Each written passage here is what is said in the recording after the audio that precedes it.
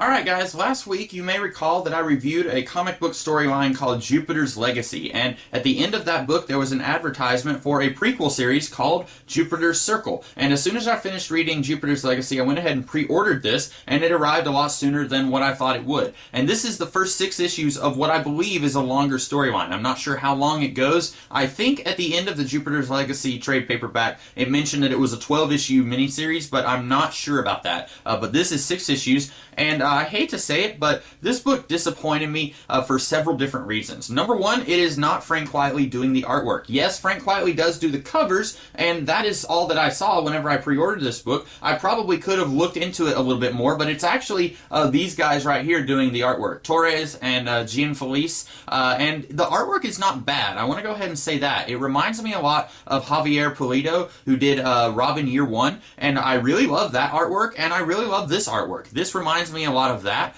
but it's not Frank Quitely good. And I probably still would have pre-ordered this even if I had known that it wasn't Frank Quitely, because I was on such a high after reading Jupiter's Legacy. But I did not like this as much as I would have if Frank Quitely had been doing the artwork. I'm a huge Frank Quitely fan, and after reading Jupiter's Legacy, which was Frank Quitely doing the work there, and then going into this expecting more of that, I was a little bit disappointed. Also, I was a little bit disappointed that this book was not set in the early to mid 1930s. The flashback stuff in Jupiter's Legacy was set before these guys went to the island to get their superpowers, and then it shows them on the island before they got their powers. And I just assumed that this miniseries was going to show a little bit more of that, and then show them immediately after they get their powers and they return to America. And that's not what we get. Instead, what we get is the mid to late 1950s and then very early 1960s. And I personally would have been more interested in reading them coming back in a pre-war America and kind of helping to save the country. I would have been much more interested in that than I would have been in a McCarthyism era superhero comic that's about these superheroes trying to fit in a world that is trying very hard to not let them fit in, I guess, is the best way to describe this book. And the themes here, they're not bad themes, but I feel like we've seen these things before. What's that Jim Carrey movie where he was a screenwriter and then he was trying to, someone was trying to blacklist him and then he winds up having amnesia? I feel like we've seen that kind of story many times before. We maybe haven't seen it very many times in terms of superhero stories, but we've seen this kind of story before, where somebody is having trouble fitting in the 1950s because of all the stuff that was going on, the political climate and stuff like that. In fact, we've seen this before in superhero comics. The Justice Society, I know there's been a couple of stories that kind of showed them trying to survive in the 1950s and how that works out for them. I know that Paul Levitz did a story with them kind of at the House Un-American Activities Committee trying to defend themselves, and then also Darwin Cook picked up on that in New Frontier. So we've seen this kind of thing before with superheroes. Now, admittedly, these superheroes are a lot more flawed. They have a lot more human problems than, say, the Justice Society did in those stories set in the 1950s. And that might be the redeeming note of this book. If you want to see superheroes who are not just square-jawed guys in capes with no real personality or depth, if you want to see characters who actually have dimensions, then you'll probably really enjoy this story. Unfortunately, I didn't enjoy it very much because it wasn't delivering what I wanted it to deliver. Almost every aspect of this book that I was looking forward to, it didn't deliver in that way.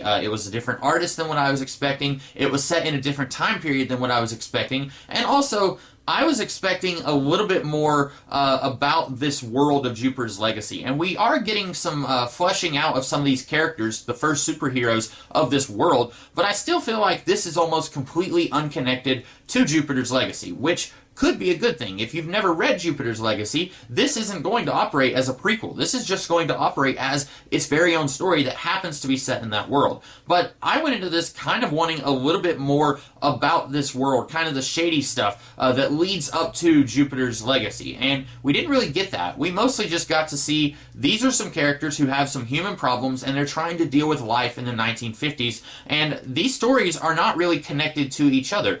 We get one short story about this one one guy who is a closeted homosexual, and that would have been a huge deal in the 1950s. And then we have one guy who is an alcoholic, trying to find his life, trying to figure out what he wants to do with himself. And then we have one guy who is cheating on his wife, and he's trying to establish a new life for himself. And we get to see how that works out for him.